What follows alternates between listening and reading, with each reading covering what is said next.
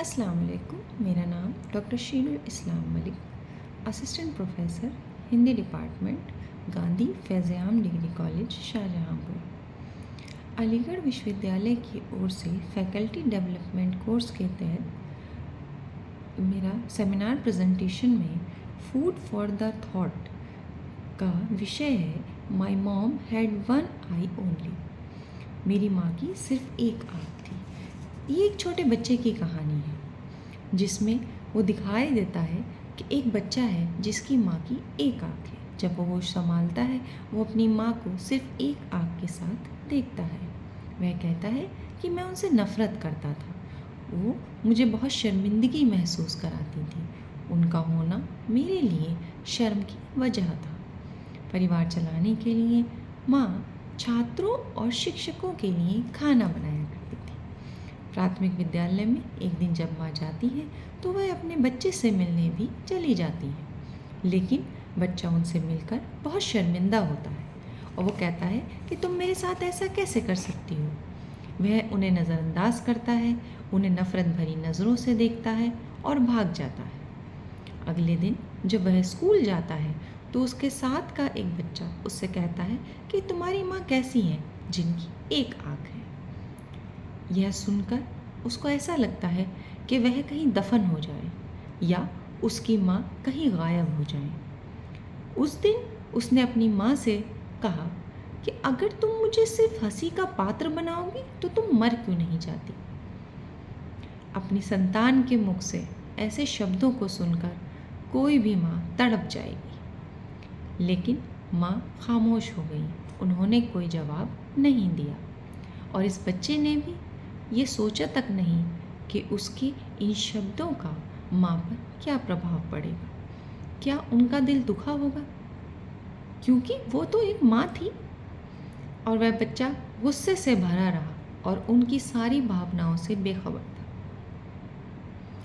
ऐसे ही वो उनसे दूर जाना चाहता था। वो यह कोशिश करता है कि कुछ भी करके वह उनसे दूर चला जाए। वह बहुत पढ़ाई करता है, पढ़ाई करके उसे विदेश में नौकरी मिल जाती है। वह विदेश में जाकर नौकरी करता है, वहाँ अपना घर खरीदता है और उसकी संतान होती है। वो अपनी ज़िंदगी, अपने बच्चों, अपनी सुख सुविधाएं, अपनी नौकरी, इन सब में मशगूल हो जाता है। लेकिन एक दिन अचानक माँ उससे मिलने के लिए उसके घर आ जाती है। उसने अपनी माँ को बहुत सालों से नहीं देखा था और माँ ने भी अपने बेटे को बहुत सालों से नहीं देखा था। वह उसकी खुशियों को देखना चाहती थी। एक माँ का ये अरमान होता है, ख्वाहिश होती है कि वो अपनी संतान को हमेशा खुश देखे। इसी आस में शायद वो उसके घर गई होंगी, लेकिन जब वह दरवाजे पर गई तो उसके बच्चे उसकी माँ पर हंस रहे थे। वह देखता है कि उसकी माँ सामने खड़ी है, लेकिन वह उनको बिन बुलाए अपने घर के अंदर देखकर गुस्से में लाल हो जाता है। वो उन पर चिल्लाता है और उनसे कहता है कि तुम यहाँ क्यों आई हो? क्या तुम मेरे बच्चों को डराने आई हो? और तुम अभी यहाँ से चली जाओ। माँ ये सुनकर बहुत सकपका जाती है, लेकिन उसको महसूस होता है कि शायद उसने यहाँ आकर गलती की। माँ धीरे से कहती है, ओह मुझे बहुत अफसोस है, शायद मैं किसी गलत पते पर आ गई। और वो कभी वापस ना आने के लिए वहाँ से चली जाती हैं। कुछ समय गुजरता है, वह लड़का दोबारा से अपनी ज़िंदगी में मशगूल हो जाता है। लेकिन एक बार उसके विद्यालय की ओर से उसको विद्यालय के रीयूनियन समारोह में बुलाया जाता है। सारे नए पुराने बच्चे वहाँ पर आते हैं। वह यहाँ आने के लिए इतना उत्सुक था कि वह अपनी पत्नी से झूठ बोलता है और कहता है कि मैं एक बिजनेस ट्रिप पर जा रहा हूँ। वह जब अपने विद्यालय आता है तो वहाँ के छात्र छात्राओं और अध्यापकों से मिलता है। उसके बाद कहीं ना कहीं उसके मन में एक उत्सुकता होती है कि मैं अपनी माँ का घर भी देख कर आता हूँ। वह उस झोपड़ी के समीप जाता है जब वह वहाँ जाता है तो उसके जो पड़ोसी होते हैं वो उसको बताते हैं कि अभी कुछ वक्त पहले तुम्हारी माँ गुजर गई। ये बात सुनकर उस बच्चे को, उस लड़के को कोई अफसोस नहीं होता, ना ही उसकी आँख में कोई आंसू आता है। फिर भी वह उस झोपड़ी के अंदर जाता है।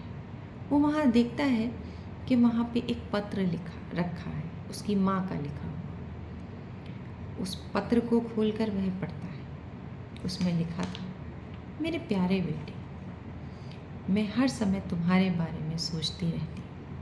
मुझे अफसोस है कि मैं तुम्हारे घर आई और मैंने तुम्हारे बच्चों को डरा दिया। लेकिन जब मैंने सुना कि तुम यहाँ आ रहे हो तब मैं बहुत खुश हुई। लेकिन हो सकता है कि मैं तुम्हें देखने के लिए बिस्तर से उठ भी ना पाऊँ। मुझे अफसोस है कि तुम जब बड़े हो रहे थे तब मैं तुम्हारे लिए शर्मिंदगी की वजह बनी। देखो, जब तुम छोटे थे तो एक बार तुम्हारा एक्सीडेंट हो गया था जिसमें तुम्हारी एक आँख चली गई थी। एक माँ होने के नाते मैंने तुम्हें एक आँख के साथ बड़े होते हुए नहीं देख सकती थी, इसलिए मैंने तुम्हें अपनी एक आँख दे दी। लेकिन मुझे तुम पर गर्व है और तुमने मेरी उस आँख से पूरी दुनिया को देखा और खुश हुए, और तुम्हारी इसी खुशी में मैं हमेशा खुश रही। तुम्हें मेरे लिए, मेरा तुम्हारे लिए ढेर सारा प्रेम।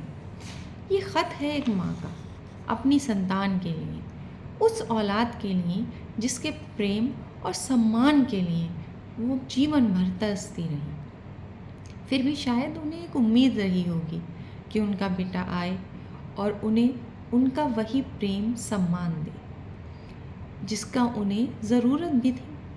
उन्होंने अपना जीवन अकेले काटा, सिर्फ एक वजह से कि वो अपने बेटे के लिए कहीं ना कहीं शर्मिंदगी की वजह रही। ये एक कहानी है एक बेटे की अपनी माँ के प्रति भावनाओं की, और कहानी का अंत होता है पछतावे से, और एक ऐसा पछतावा जिसका कोई भी किसी भी तरीके, जिसको हम किसी भी तरीके से उस पछतावे को दूर नहीं कर सकते, क्योंकि वो इतनी देर हो चुकी है कि उसका कोई वजह है ही नहीं, उसका कोई तरीका है ही नहीं पछतावे का। हम इस कहानी में देखते हैं कि एक माँ है जिसने अपने ही एक शरीर के अंग को अपने बेटे को दिया, अपनी आँख को अपने बेटे को दिया, ताकि उनका बेटा अच्छी ज़िंदगी गुजार सके। और उनका बेटा उसी की वजह से उनसे ज़िंदगी भर नफ़रत करता रहा। हमारे समाज में बाहरी आकर्षण का इतना महत्व है कि हमें उन चीज़ों के ना होने पर पछतावा होता है, और कहीं ना कहीं हम उसके लिए दूसरे को दोषी ठहराते हैं। लेकिन फिर भी ये एक माँ के त्याग, प्रेम, बलिदान को उजागर करती है।